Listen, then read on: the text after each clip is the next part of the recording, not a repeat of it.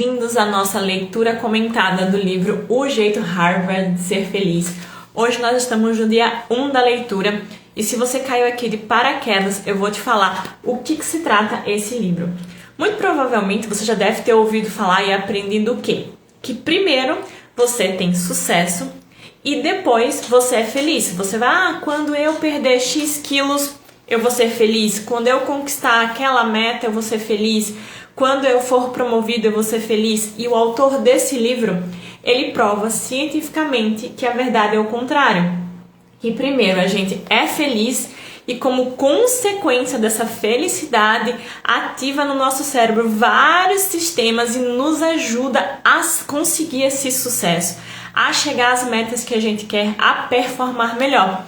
Ele até brinca, ele fala assim na introdução: se o sucesso levasse à felicidade, todo trabalhador que conseguisse uma promoção, todo estudante que passasse no vestibular, ou qualquer pessoa que já tenha atingido uma meta de qualquer natureza seria feliz. Porém, cada vitória, nossa meta é empurrada para frente, de forma que acabamos perdendo a felicidade de vista.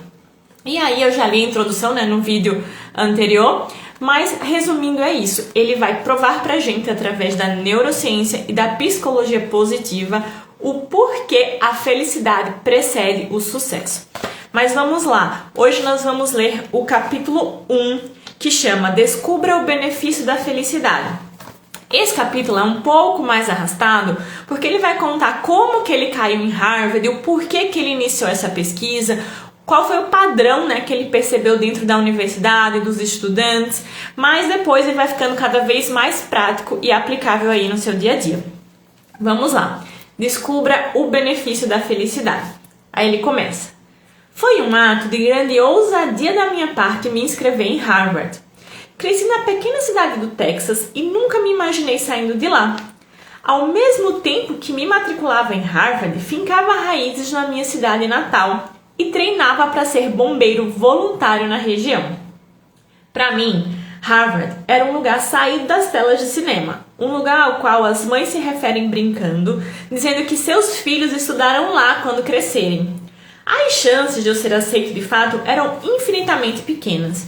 Eu dizia para mim mesmo que já me daria por satisfeito se um dia pudesse dizer aos meus filhos, casualmente no jantar, que um dia cheguei a me inscrever em Harvard. Imaginava-me pai com os meus filhos bastante impressionados ao saberem disso.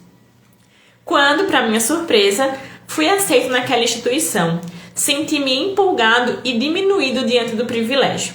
Eu queria fazer justiça à oportunidade que me fora dada.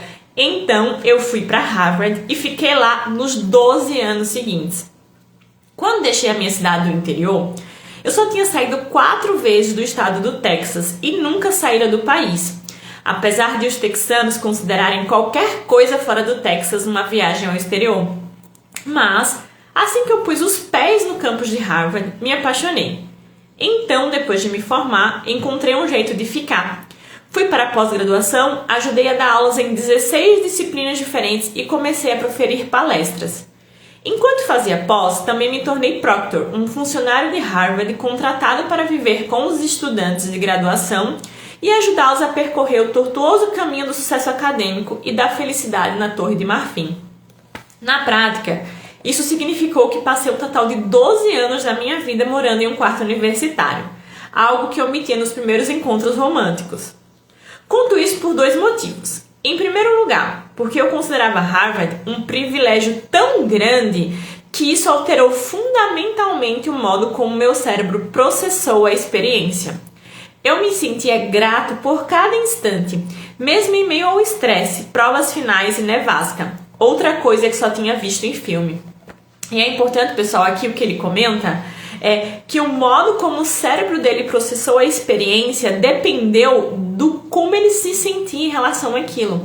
Vocês percebam que ele fala que ele se sentia privilegiado de estar lá? Então, a forma como a gente enxerga, e ele vai falar diversas vezes isso no livro, a forma como a gente enxerga aquela situação muda completamente a nossa experiência do mesmo fato vivido entre uma pessoa, por exemplo, que enxerga aquilo, ai que saco que eu tenho que fazer isso, e outra pessoa que se sente privilegiada fazendo aquilo. Aí ele segue, falando assim: Em segundo lugar, os 12 anos que passei lecionando em sala de aula e morando em dormitórios me proporcionaram uma visão abrangente de como milhares de outros alunos de Harvard lidavam com o estresse e os desafios da vida universitária. Foi quando comecei a notar os padrões.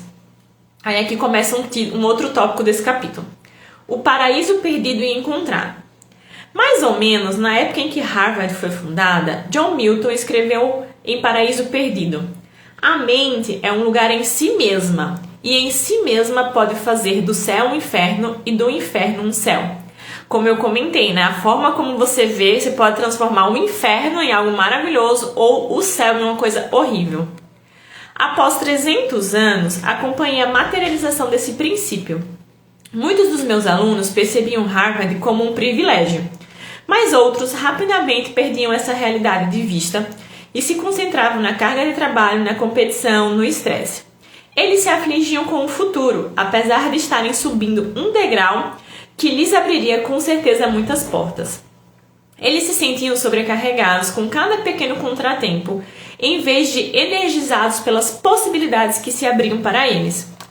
E depois de observar um número suficiente desses alunos se debatendo tanto diante das adversidades, algo ficou claro para mim.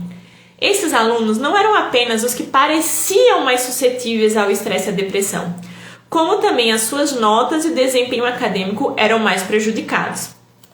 Anos mais tarde, no outono de 2009, fui convidado para realizar uma turnê de palestras pela África, com duração de 1 mês. Durante a viagem, o CEO de uma empresa da África do Sul, de nome Salim, me levou a Soweto, um pequeno distrito pouco distante de Joanesburgo, que muitas pessoas inspiradoras, inclusive Nelson Mandela e o arcebispo Desmond Tutu, haviam chamado de minha casa. Visitamos uma escola ao lado de uma favela, que não tinha eletricidade e a água encanada era precária. Foi só quando me vi diante das crianças daquela escola que percebi que nenhuma das histórias que normalmente apresento nas minhas palestras seriam eficazes. Pareceu-me inapropriado falar sobre pesquisas e experiências de estudantes universitários americanos privilegiados e homens de negócios saudáveis e poderosos.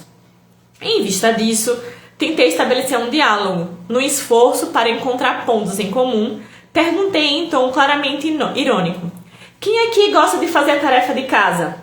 Eu acreditava que a versão aparentemente universal pela lição de casa criaria um vínculo entre nós. Mas, para o meu espanto, 95% das crianças levantaram as mãos e abriram um sorriso sincero e entusiasmado. Mais tarde, perguntei de brincadeira a Salim por que as crianças de Soweto eram tão estranhas. Elas consideravam um privilégio fazer a tarefa de casa. Ele respondeu: um dos muitos privilégios que os pais não tiveram. Ou seja, aqui ele teve na prática um exemplo, da diferença de percepção. A maioria dos alunos lá em Harvard não gostava, e a maioria das pessoas não gostam de fazer a tarefa de casa, mas aqui essas crianças, elas gostavam, porque elas tinham consciência do privilégio que era fazer isso, porque os pais dela não tiveram essa condição, Aí ele segue falando: quando voltei a Harvard, 2 semanas mais tarde, vi alunos reclamando exatamente da mesma coisa que os alunos de Soweto consideravam um privilégio. Comecei a perceber o quanto a nossa interpretação da realidade altera a nossa experiência dessa realidade. Os alunos que estavam tão focados no estresse e na pressão, aqueles que viam o aprendizado como um fardo, estavam deixando passar as oportunidades que se apresentavam debaixo do nariz deles. Mas aqueles que consideravam um privilégio chegar em Harvard pareciam brilhar ainda mais. No início, quase inconscientemente, e depois com um interesse cada vez maior, senti-me fascinado em relação ao que levava essas pessoas com grande potencial a desenvolverem uma atitude mental positiva para se distinguir, especialmente em um ambiente tão competitivo. E, da mesma forma, pelo que levava ao fracasso aqueles que sucumbiam à pressão de falhar ou se mantinham vinculados a uma posição negativa ou neutra. Aí aqui começa outro tópico: pesquisa da felicidade em Hogwarts. Para mim, Harvard continua sendo um lugar mágico, mesmo depois de 12 anos. Quando convido meus amigos do Texas a visitá-las, Eles me dizem que comer no refeitório de calouros é como estar em Hogwarts, a fantástica escola de magia e bruxaria de Harry Potter. A isso, somem-se outros belos edifícios, os abundantes recursos da universidade e oportunidades aparentemente intermináveis que a instituição oferece. E os meus amigos muitas vezes acabam me perguntando: Chan, por que você desperdiçaria o seu tempo estudando felicidade em Harvard? De verdade, o que levaria um aluno de Harvard a se sentir infeliz? Na época de Milton, Harvard tinha um lema que refletia as raízes religiosas da faculdade: a verdade para Cristo e a Igreja. Muitos anos atrás, esse lema foi condensado em uma única palavra: veritas, ou apenas a verdade.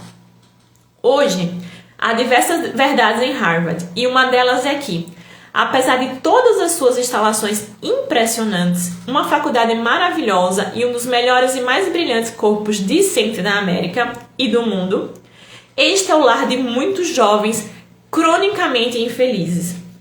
Em 2004, por exemplo, um levantamento do Harvard Crimson revelou que nada menos que 4 a cada 5 alunos de Harvard sofrem de depressão pelo menos uma vez durante o ano letivo, e aproximadamente metade de todos os alunos sofre de uma depressão tão debilitante que não conseguem exercer suas atividades. Isso aqui, pessoal, é ele contando a história, dele em Harvard, explicando da onde veio a pesquisa e a teoria dele, que a felicidade vem antes do sucesso. Ele foi percebendo os alunos e mapeando os padrões, Aí aqui ele fala: Uma epidemia de infelicidade não se restringe a Harvard. Um levantamento do Conference Board, um instituto de pesquisa sem fins lucrativos, realizado em janeiro de 2010, mostrou que apenas 45% dos trabalhadores entrevistados estavam felizes com o emprego, marcando o ponto mais baixo em 22 anos de levantamento. Ou seja, 55% desses trabalhadores estavam infelizes nos seus trabalhos. Aí ele fala: os índices atuais de depressão são 10 vezes mais altos do que em 1960. A cada ano, o limiar de pessoas infelizes decresce, não apenas em universidades, mas por toda a América. Há 50 anos, a idade média para começar uma depressão era 29,5 anos de idade. Hoje, ela é quase exatamente a metade disso, 14 anos e meio de idade. Meus amigos queriam saber: para que estudar felicidade em Harvard? A pergunta que eu fazia em resposta era: por que não começar por lá? Dessa forma, decidi encontrar os alunos, aquele 1 a cada 5 que realmente estava prosperando. Os indivíduos que estavam acima da média em termos de felicidade, desempenho, realização, produtividade, senso de humor, energia ou resiliência, para descobrir o que realmente lhes proporcionava tamanha vantagem em relação aos colegas. O que possibilitava que essas pessoas escapassem da atração gravitacional da norma. Seria possível extrair padrões de vida deles e experiências para ajudar os outros a terem mais sucesso em todas as áreas da vida, em um mundo cada vez mais estressante e negativo? Como se viu, era possível. As descobertas científicas dependem muito de timing e sorte. Eu tive a sorte de encontrar 3 mentores, todos professores de Harvard, que atuavam na vanguarda de uma área completamente nova, chamada psicologia positiva. Distanciando-se do foco tradicional da psicologia, que se concentra nos fatores que tornam pessoas infelizes e como elas podem voltar ao normal, os 3 professores estavam aplicando o mesmo rigor científico aos elementos que fazem as pessoas prosperarem e se destacarem, justamente as questões às quais eu estava tentando responder. Aqui ele comenta que esses professores estavam vendo o que deixam as pessoas bem, porque a maioria das pesquisas na área da psicologia é por que as pessoas estão mal, estudam o padrão das pessoas que não estão bem e como melhorar essas pessoas, como tirarem ela dessa situação ruim e levarem para uma situação melhor.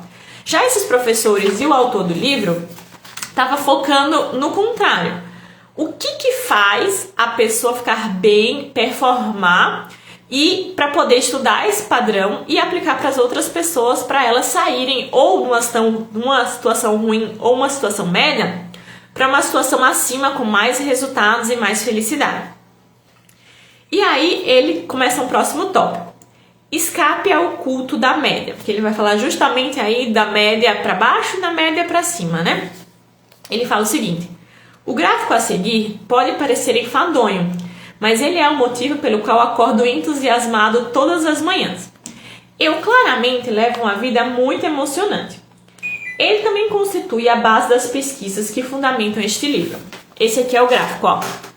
Percebo que tem um monte de pontinho numa linha aqui e um único pontinho aqui discrepante, tá vendo que eu coloquei até uma setinha para facilitar, que isso aqui vai representar a pesquisa dele. Isso aqui seriam a média das pessoas, isso aqui é a discrepância, ou seja, as pessoas que eram mais felizes e tinham mais resultados.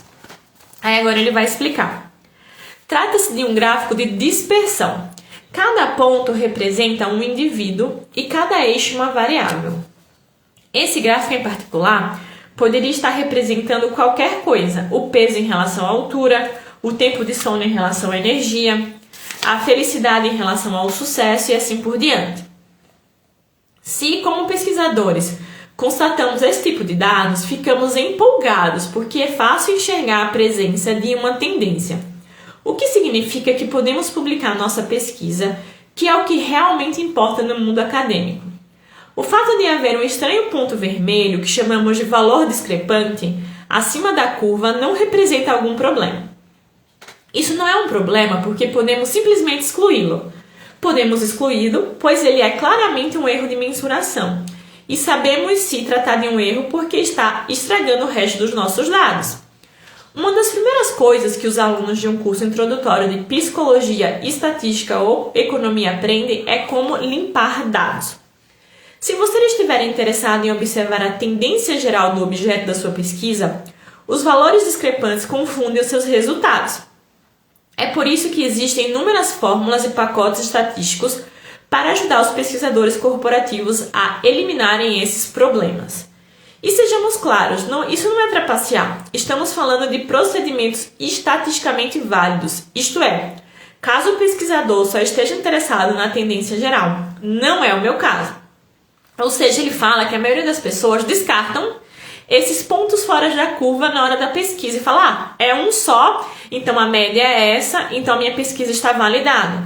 E ele fala que não é o caso dele, porque ele vai estudar exatamente esse que está fora aí da média. Aí ele segue. A abordagem típica para compreender o comportamento humano sempre foi analisar o comportamento ou resultado médio. No entanto, do meu ponto de vista, essa abordagem equivocada criou o que eu chamo de o culto da média, nas ciências comportamentais. Se alguém fizer uma pergunta do tipo: em quanto tempo uma criança consegue aprender a ler em uma sala de aula? A ciência muda essa pergunta para: em quanto tempo, em média, uma criança consegue aprender a ler em uma sala de aula? Com isso, ignoramos as crianças que aprendem a ler mais rapidamente ou mais lentamente e adaptamos as aulas tendo em vista a criança mediana. Este é o primeiro erro cometido pela psicologia tradicional. Aí ele complementa: se nos limitarmos a estudarmos a média, permaneceremos meramente medianos. E ele vai estudar, pessoal, justamente como eu falei, né? A pessoa que estava feliz, que em Harvard, e na teoria dele, a maioria dos lugares, é a minoria. Tomar um golinho de água.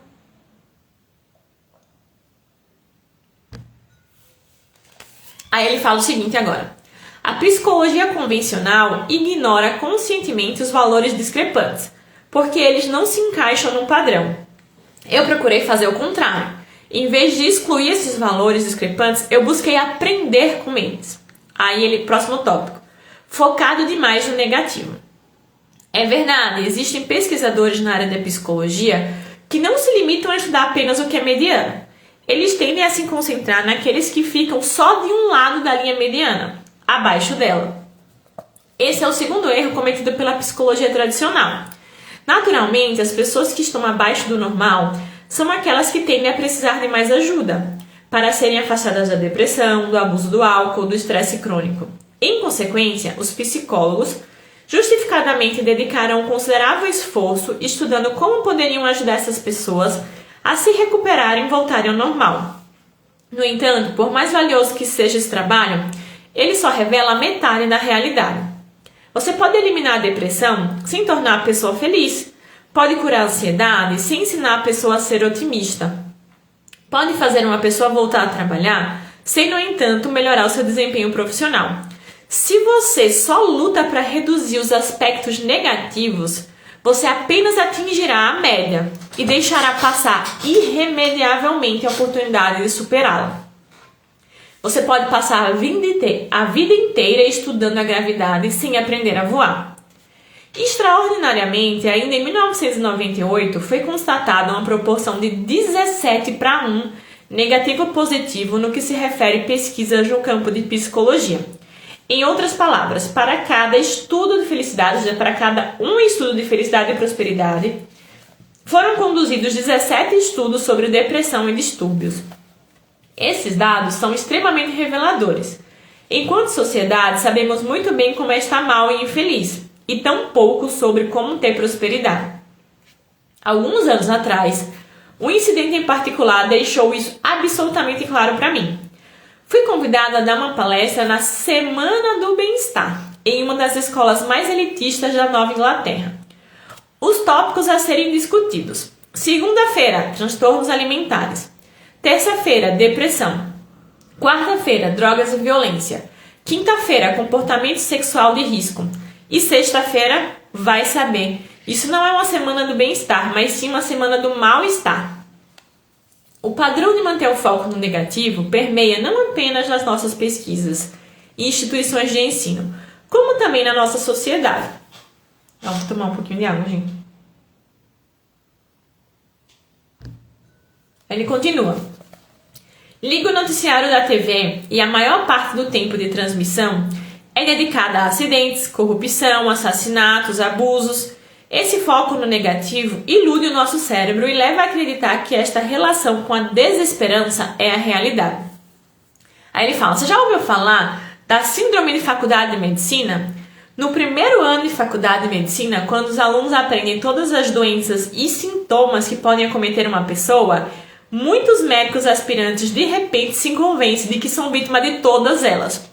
É a famosa dos famosos hipocondríacos, que acham que tem todas as doenças do mundo. Parece que quanto mais sabe de alguma coisa, mais acha que está acontecendo com eles. Aí ele fala: alguns anos atrás, meu cunhado me ligou da faculdade de medicina me dizendo que tinha lepra, que é extremamente raro. Mas eu não fazia ideia de como consolá-lo, porque ele tinha acabado de se recuperar de uma semana de menopausa e ainda estava extremamente sensível. A questão é que, como veremos ao longo desse livro, o objeto do qual dedicamos nosso tempo e focamos nossa energia mental pode de fato se transformar na nossa realidade. Porque o nosso cérebro, gente, ele não consegue entender o que é real, o que é imaginário. Se ele está sentindo algo, aquilo pode ser verdade ou não. Ele assume para ele como verdade, sente como verdade e age como verdade. Para ele, aquele sofrimento, só de você pensar que você tem lepra, ele não sabe se é verdade ou não, ele já começa a agir, sentir e querer fazer as coisas como se tivesse. Então, por isso que é tão importante a gente cuidar como a gente está enxergando, a percepção que a gente tem das coisas, porque o nosso cérebro, aquilo sendo verdade ou não, vai entender que é real, tá? Não é saudável e nem cientificamente responsável nos limitarmos a estudar a parte negativa da experiência humana. Em 1998, Martin Seligman, então presidente da Associação Americana de Psicologia, anunciou que finalmente havia chegado a hora de revolucionar a abordagem tradicional da psicologia, concentrando-se mais no lado positivo da curva, que tínhamos de estudar o que funciona, não só o que emperrou. E assim nasceu a psicologia positiva, que seria o estudo do que deu certo, né? O que fazem as pessoas ficarem bem. Aí começa um próximo tópico. Morrer de fome em Harvard. Lembrando, tudo isso aqui, pessoal, é ele contextualizando toda a história do porquê que ele criou a teoria dos estudos, das pesquisas dele. Nos próximos capítulos, falta só um pouquinho para terminar, mas nos próximos capítulos eles vão ser muito mais práticos e dar muito mais para aplicar no nosso dia a dia, tá? Aí ele começa. Morrer de fome em Harvard. Em 2006, o Dr. Tal Ben-Shahar me perguntou se eu estaria disposto a atuar como professor bolsista para ajudá-lo a conceber e lecionar uma disciplina chamada Psicologia Positiva.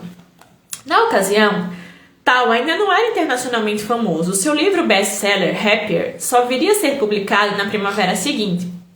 Considerando as circunstâncias, achamos que teríamos sorte se conseguíssemos atrair uma centena de estudantes da graduação ousados o suficiente para arriscar abrir mão de créditos em, digamos, teoria econômica para fazer um curso sobre felicidade. Ou seja, eles estavam totalmente sem expectativa que algum aluno ia aparecer, provavelmente pouquíssimos, né? Aí ele fala, quando entramos na sala de aula no primeiro dia do curso, quase 1.000 alunos de graduação estavam apinhados no auditório à nossa espera, representando aquele 1 a cada 7 alunos de uma das universidades mais exigentes do mundo. Percebemos rapidamente que aqueles alunos estavam lá porque estavam com fome. Eles estavam famintos por mais felicidade. Não em algum momento futuro, mas sim no presente. E eles estavam lá porque, apesar de todas as vantagens que tinham, ainda não se sentiam realizados. Parem por um momento para imaginar um desses alunos. Eles já estavam no primeiro ano de idade, muitos podiam ser vistos deitados no berço usando um babador com os dizeres, com destino a Harvard. Ou talvez um bonezinho da Yale, caso algo terrível acontecesse. Desde a época em que estavam no pré-jardim da infância, no qual em alguns casos eles já haviam sido matriculados antes mesmo de serem concebidos, eles já estavam no 1% superior da turma e no 1% de todos os que fizeram testes padronizados ao longo do caminho. Eles ganharam prêmios, quebraram recordes. O alto nível de realização não apenas era incentivado, como também era esperado. Conheço um aluno de Harvard cuja mãe guardava todos os exercícios feitos à mão e desenhos em guardanapos de restaurante que ele já havia feito, porque isso um dia ia ir para um museu. Isso criou uma pressão muito grande sobre mim e mãe. E eles são aceitos em Harvard, entram confiantes naquele refeitório para calouros que lembra Hogwarts no primeiro dia de faculdade, e é quando eles percebem algo terrível. De repente, 50% deles se veem abaixo da média. Como eu gosto de dizer aos meus orientandos, se os meus cálculos estão corretos, 99% dos alunos de Harvard não se formarão no 1% superior. Eles não costumam achar muita graça dessa piada. O que ele fala aqui, né, ironicamente? Que os alunos que entram em Harvard entram com uma expectativa gigantesca, uma pressão gigantesca para estar entre os melhores. Mas vocês já pararam para pensar que todos entram com essa expectativa, mas apenas 1% estarão dentro dos 1% superiores. Ou seja, 99% dos alunos estão fadados a se frustrarem e provavelmente entrar em depressão ou ter uma baixa performance justamente por essa paranoia que fica da expectativa e da pressão de performar e de estar entre os melhores. Aí ele fazia uma piada, né? Vocês perceberam que vocês são 100% e apenas 1% vai estar entre os 1%? E eles não gostavam muito da piada, né? Aí ele segue. Com tanta pressão para atingirem a excelência, não é surpresa alguma constatar que, quando esses jovens caem, eles caem feio. Para piorar ainda mais as coisas, essa pressão e a depressão resultante puxa as pessoas para dentro, distanciando-as de seus amigos, parentes e redes de apoio social, em um momento em que eles mais precisam de apoio. Eles pulam refeições, se trancam no quarto ou se isolam na biblioteca, só saindo para uma balada ocasional. E, na tentativa de liberar a pressão, eles se embebedam demais para se divertir, ou pelo menos para se lembrar de terem se divertido. Eles até parecem ocupados demais, preocupados demais e estressados demais para encontrar o amor. Com base no meu estudo com estudantes da graduação de Harvard, o número médio de relacionamentos amorosos em um período de 4 anos é menor que 1. E, caso você esteja curioso, o número médio de parceiros sexuais é de 0,5 por estudante. Não faço a menor ideia do que significa 0,5 parceiro sexual, mas me parece ser o equivalente científico a não passar de uma massa. O meu levantamento revelou que, entre esses alunos brilhantes de Harvard, 24% não sabem se no momento estão envolvidos com algum relacionamento amoroso. O que acontecia é que, como acontece com tanta gente na sociedade contemporânea, num processo de conquistar uma excelente educação, e ter acesso a fantásticas oportunidades, esses estudantes estavam absorvendo as lições erradas. Eles dominavam fórmulas de matemática e química, eles leram grandes obras, aprenderam a história do mundo e se tornaram fluentes em línguas estrangeiras. Mas eles nunca aprenderam formalmente a maximizar o potencial do próprio cérebro, ou a encontrar sentido e felicidade. Munidos de iPhones e PDAs, eles recorreram a multitarefas para ter uma enxurrada de experiências que compõem um currículo, muitas vezes à custa de experiências reais. Na busca de um alto nível de realização, eles se isolaram dos colegas e entes queridos, comprometendo desta forma os próprios sistemas de apoio dos quais tanto precisavam. Observei repetidamente esses padrões nos meus próprios alunos, e que muitas vezes entraram em colapso sobre a tirania das expectativas que impomos a nós mesmos e às pessoas que nos cercam. Mentes brilhantes, algumas vezes, fazem as coisas menos inteligentes possíveis. Diante do estresse, em vez de investir no maior fator preditor de sucesso e felicidade, a sua rede social de apoio, estes estudantes se privam dele. Incontáveis estudos revelaram que os relacionamentos sociais constituem a melhor garantia de maior bem-estar e menos estresse, atuando tanto como antídoto para a depressão, quanto como um impulsionador do alto desempenho. Aqui, pessoal, vale fazer um comentário que já é comprovado cientificamente que o nosso cérebro, nós somos programados biologicamente para nos relacionarmos. E o nosso cérebro, ele se regula quando ele está perto de outra pessoa, de outro cérebro. O que isso quer dizer, se regula? Você pode estar se sentindo mal, se sentindo para baixo, se sentindo uma sensação de ameaça, de luta ou fuga. O seu corpo pode estar em modo de sobrevivência, mas só o fato de você estar perto de outra pessoa, de ter um vínculo, daquele aconchego, daquele acolhimento, de estar perto de pessoas que gostam de você, um ambiente seguro, o seu corpo se regula automaticamente. Você já parou para pensar que muitas vezes você chega em casa, você tá bravo, você tá estressado, você tá de mau humor. Se a pessoa que estiver em casa, ela estiver super alegre, super feliz, super de bom humor, ela pode subir, te regular e te contaminar ao ponto de você também melhorar o seu humor. E o contrário é verdadeiro. A pessoa pode estar ali, ok, em casa, você chegar super de mau humor e contaminar a pessoa também, e a pessoa também ficar de mau humor. Porque já foi comprovado que os cérebros, eles entram em sintonia ali quando duas pessoas estão juntas, quando tem um vínculo ali, elas podem entrar em sintonia. Então, tanto para puxar para o bom humor, quanto para a pessoa ficar com raiva também. Aquele estado que está aí mais alto, vamos dizer assim, vai acabar prevalecendo e você pode sim contaminar a outra pessoa positivamente e negativamente.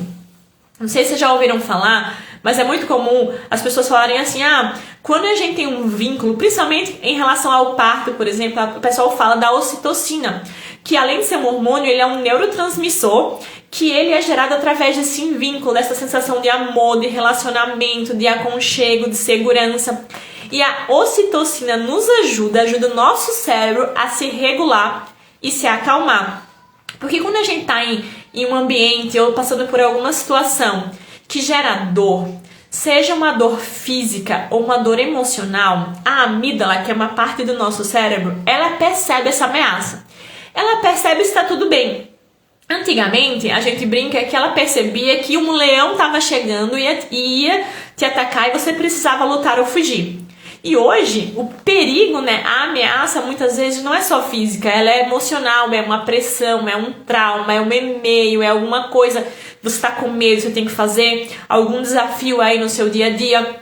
E essa amígdala, ela percebe tudo isso, todas essas dores, ainda que seja emocional, como uma ameaça, e todo o seu corpo se prepara para essa ameaça.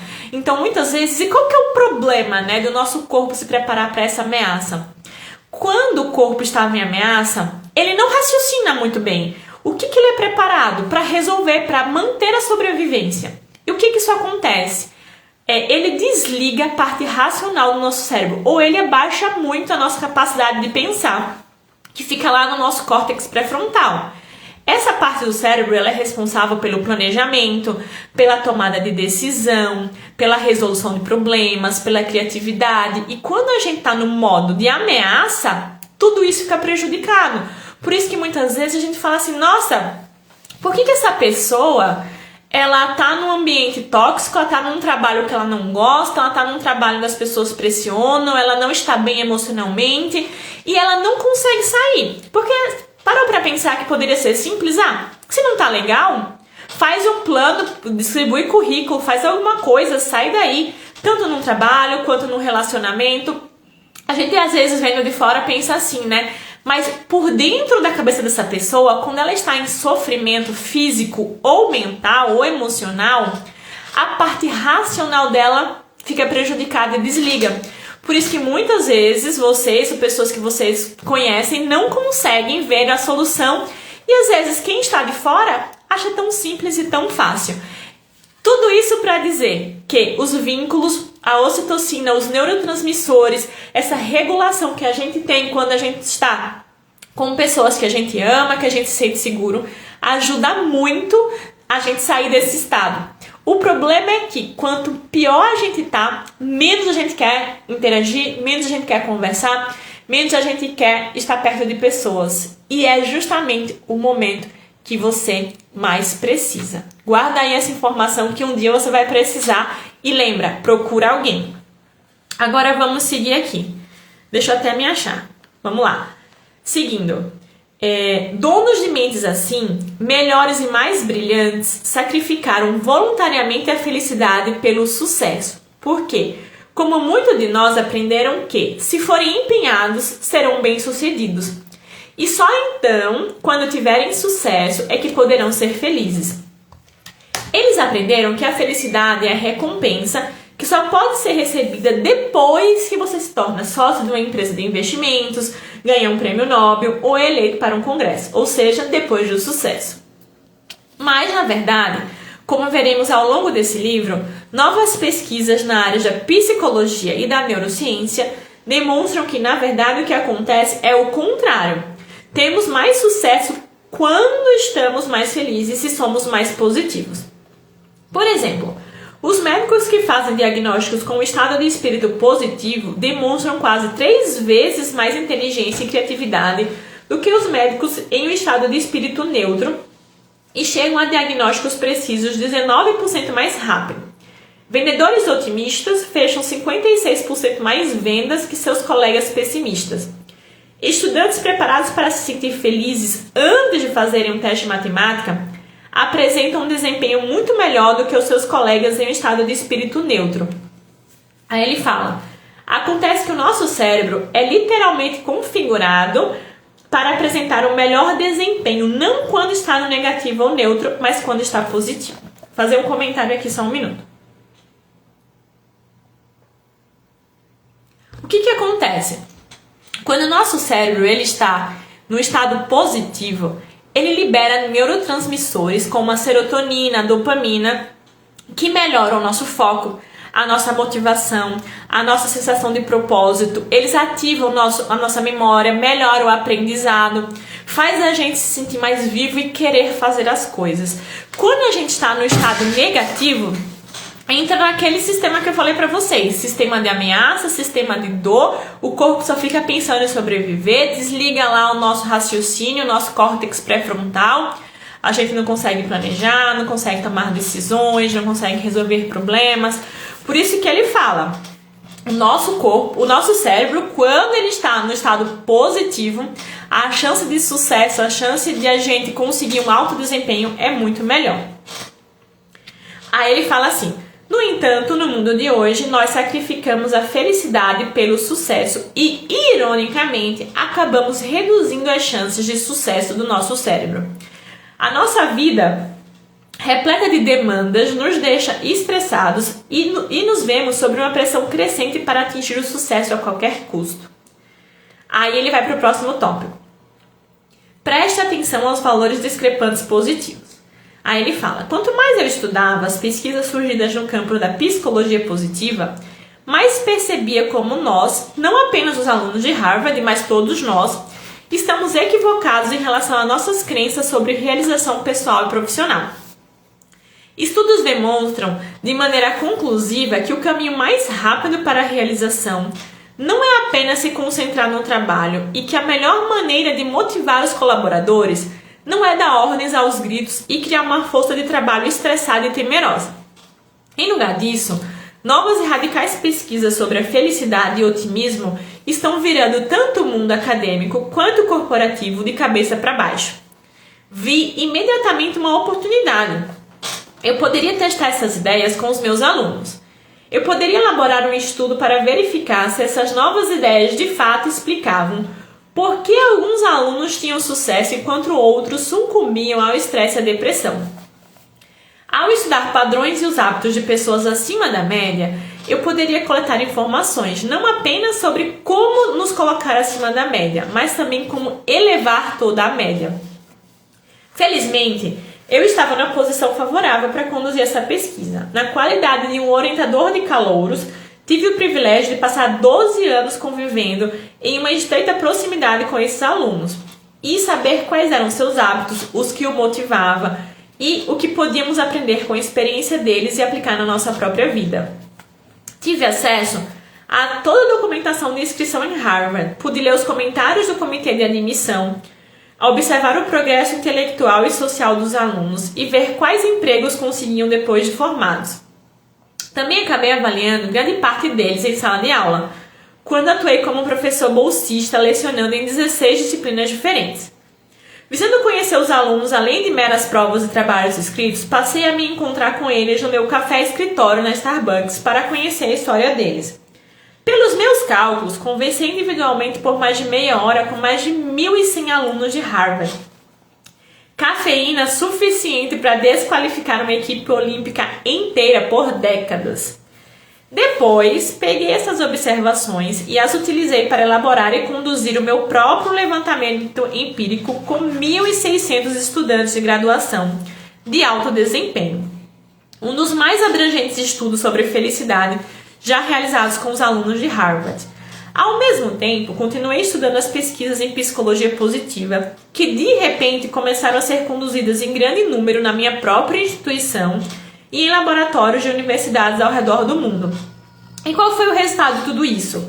Conclusões surpreendentes e empolgantes sobre o que levam algumas pessoas a ter sucesso e prosperar em ambientes desafiadores, enquanto outras afundam e nunca realizam seu potencial. O que descobri e o que você está prestes a ler foi revelador, não apenas para Harvard, mas para todos nós no mundo do trabalho. Agora, pessoal, estamos na última página. Ele vai dar um resumo dos 7 princípios que foi da conclusão, da pesquisa que ele fez. E aí, nos próximos capítulos, ele vai realmente falar das conclusões, das coisas práticas para aplicarmos no dia a dia. Agora ele fala aqui um resuminho desses 7 princípios. Vamos lá. Quando terminei de coletar e analisar esse enorme volume de pesquisa, pude isolar 7 padrões específicos, funcionais e comprovados de sucesso e realização. O primeiro, o benefício da felicidade.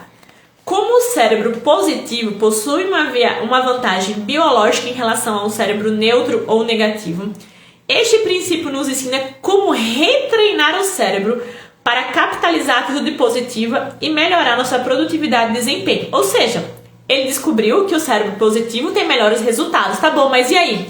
Como que a gente faz para retreinar esse cérebro para ele ficar mais positivo? Aí nesse capítulo ele vai explicar isso. O segundo princípio, o ponto de apoio e alavanca. A maneira como vivenciamos o mundo e a nossa capacidade de prosperar nele muda constantemente a partir da nossa atitude mental.